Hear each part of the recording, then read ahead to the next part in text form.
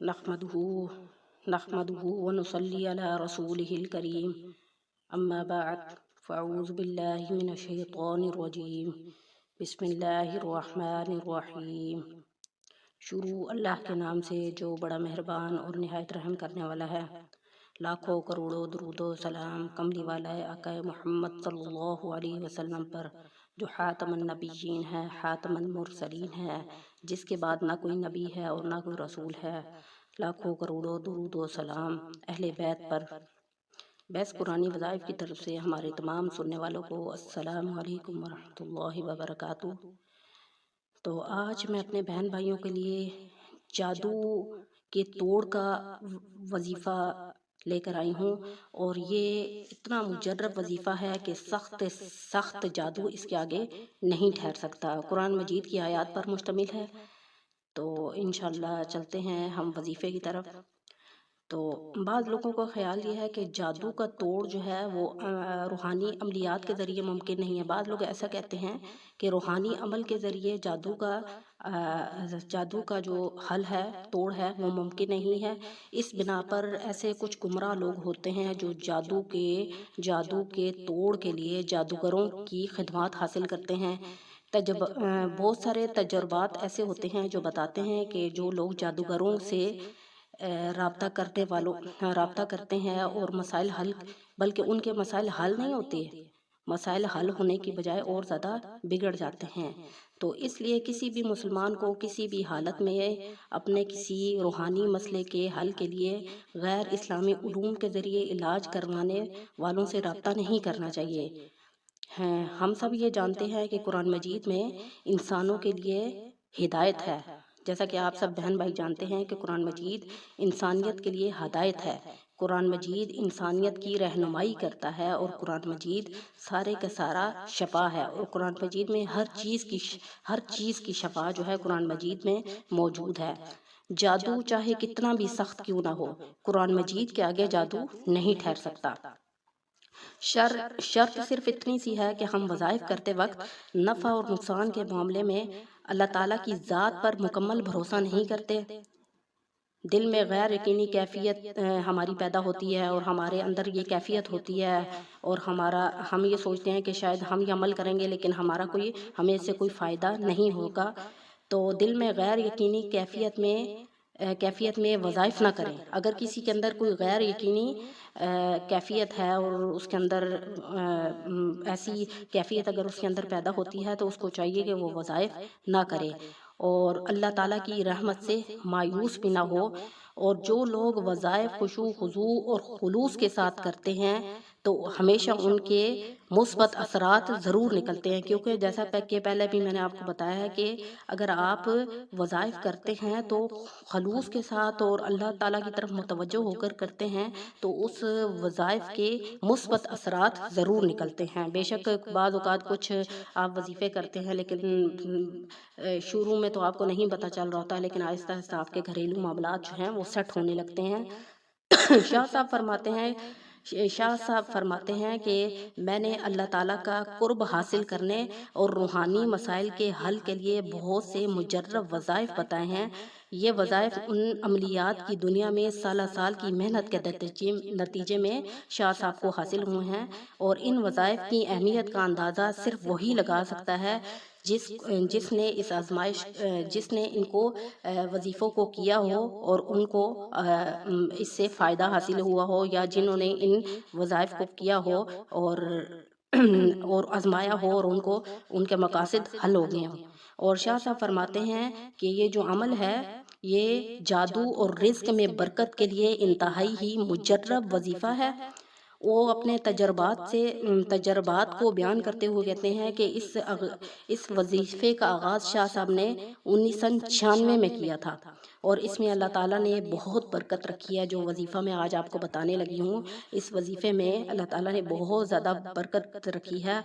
ख़ास तौर पर मैं उन लोगों से मुखातिब होकर कहूँगी, वो लोग जो बहुत ज़्यादा शिकवा करते हैं कि सारा दिन हम दुकान पे बैठे रहते हैं, दुकान पर बैठने के बावजूद भी कोई गाहक नहीं आता, कारोबार जो है वो ठप होकर रह गया है, रिस्क रोज़ बरोज़ जो है تنگ ہوتا جا رہا ہے، تو ان کے لیے یہ وظیفہ بہت ہی مفید ہے۔ اور اس کے علاوہ جن لوگوں کا خیال ہے کہ حاسدین جو ہے بلا وجہ ان کی مخالفت کرتے ہیں، یعنی آج کل ایسا دور آ گیا ہے کہ حسد کی وجہ سے ہر بہن بھائی میں کے دلوں میں ناچاکی ہے، ایک دوسرے سے لوگ حسد کرتے ہیں۔ اگر کوئی اچھی زندگی گزار رہا ہے، کسی کے پاس زیادہ آسائشیں ہیں، تو دوسرا اس سے حسد کرنے لگتا ہے، تو اور اس کو نقصان پہنچانے پر تلا رہتا ہے۔ تو ایسے حالات میں حاسدین کے حسد اور بلا وجہ کے مخالفت کے خاتمے کے لیے یہ وظیفہ بہت ہی مجرب وظیفہ ہے۔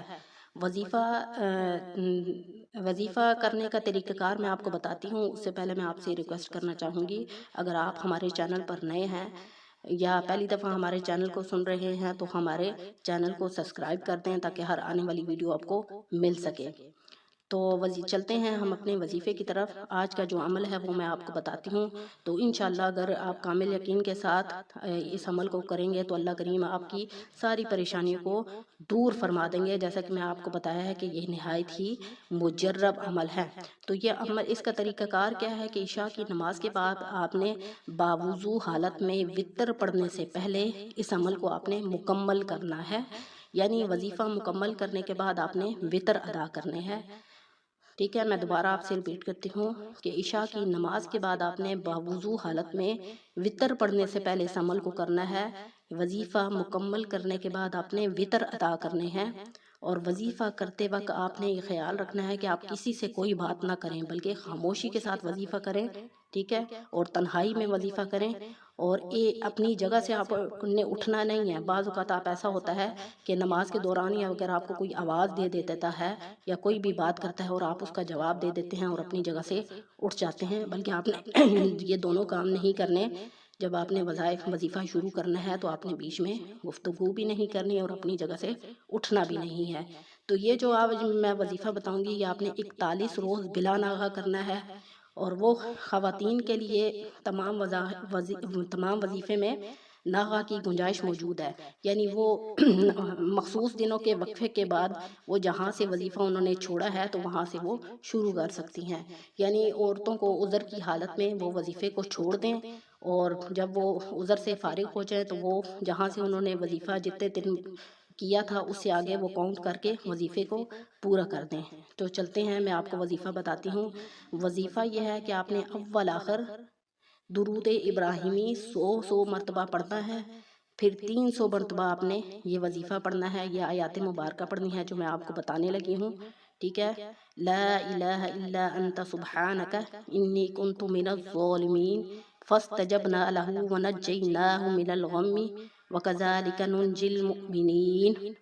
ٹھیک ہے، شاہ صاحب فرماتے ہیں کہ میں نے جن بھی لوگوں کو یہ وظیفہ بتایا تو الحمدللہ اللہ کے فضل و کرم سے 100% بہتر نتائج نکلے ہیں، اور اس وظیفے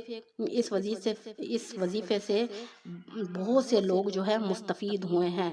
میں نے آپ کو بتا دیا ہے کہ بہت سارے لوگ جو ہیں اس چیز کا گلہ کرتے ہیں کہ ہم بہت وظائف کر کر کے تھک گئے ہیں لیکن وظیفہ کارآمد ثابت نہیں ہوا ہے۔ تو میں نے آپ کو بتا دیا کہ آپ نے خاموشی کے ساتھ، توکل، یقین کے ساتھ اگر آپ کریں گے تو انشاءاللہ آپ کو اس وظیفے کا ضرور فائدہ ہوگا۔ اس کے بارے میں آپ کو ایک واقعہ سناتی ہوں کہ ایک شخص تھا جس کا نام ٹوبہ ٹیک سنگھ تھا، جس کے مٹھائی کی دکان تھی۔ تمام کوششوں کے باوجود جو ہے وہ گھاٹے میں جا رہی تھی۔ تو شاہ صاحب کہتے ہیں کہ اس نے میرے کہنے پر اور اللہ تعالیٰ پر بھروسہ کر کے خشوع خضوع اور خلوص کے ساتھ اس نے اس وظیفے کو پڑھنا شروع کیا۔ ابھی اس نے اس وظیفے کو پڑھنا شروع ہی کیا تھا کہ دوران وظیفہ میں اللہ تعالیٰ نے اس کے کاروبار میں اتنی برکت کر دی اور اس کے حالات بہتر ہونا شروع ہو گئے۔ تو الحمدللہ اللہ کے فضل و کرم سے اتنا فضل و کرم ہوا کہ وہ اتنا مال و دولت والا ہو گیا۔ تو یہاں پر ایک بات عرض کرنا میں ضروری سمجھوں گی کہ کسی بھی وظیفے میں اگر فوری نتائج نہ نکلیں تو آپ کو مایوس ہونے کی بالکل بھی ضرورت نہیں ہے، کوشش جاری رکھیں، کیونکہ اللہ تعالیٰ بہت زیادہ غفور و رحیم ہے۔ ہر وقت انسان کو مانگتے رہنا چاہیے، کبھی رزق کو وظائف سے منسلک نہ کریں۔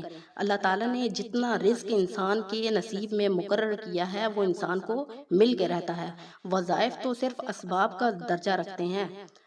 تو انشاءاللہ اگر آپ جو ہے اور وظائف صرف اسباب کا درجہ رکھتے ہیں، اور وظائف کے بعد اگر آپ انشاءاللہ دعا کریں گے تو دعا آپ کی قبول ہوگی، اور اللہ تعالیٰ کی رحمت کے حصول کے لیے آپ ضرور کوشش کیا کریں۔ تو انشاءاللہ اگر آپ اس وظیفے کو جو میں نے آپ کو بتایا ہے، اگر آپ کامل یقین کے ساتھ، توجہ کے ساتھ، خلوص کے ساتھ اگر آپ کریں گے تو اللہ کے فضل و کرم سے آپ کی ہر حاجت، ہر پریشانی پوری ہو جائے گی۔ یہ رزق کے لیے ہے، سب سے بڑھ کر یہ جادو کے لیے یہ وظیفہ ہے۔ تو وظیفہ میں آپ کو دوبارہ بتا دوں کہ عشاء کی نماز کے بعد باوضو حالت میں آپ نے وطر پڑھنے سے پہلے اس عمل کو کرنا ہے، اور اول آخر 100 مرتبہ درود ابراہیمی پڑھنے کے بعد 300 مرتبہ آپ نے اس آیات مبارکہ کو پڑھنا ہے، لا الہ الا انت سبحانک انی کنت من الظالمین فاستجبنا له ونجیناہ من الغم وکذالک ننجی المؤمنین۔ ٹھیک ہے، یہ جادو کے لیے ہے، رزق کے لیے ہے، ہر چیز کے لیے یہ عمل بہت ہی مجرب ہے، اور سخت سے سخت جادو اگر کسی پر ہوگا، کسی کی رشتے کی بندش، کسی کی کاروبار کی بندش، انشاءاللہ اللہ کے فضل و کرم سے وہ ختم ہو جائے گی۔ تو یہ جادو کے توڑ کے لیے نہایت ہی مجرب عمل ہے۔ وآخر دعوانا ان الحمدللہ رب العالمین۔ انشاءاللہ نیکسٹ ویڈیو کے ساتھ آپ کی خدمت میں حاضر ہوں گے۔ السلام علیکم ورحمۃ اللہ وبرکاتہ۔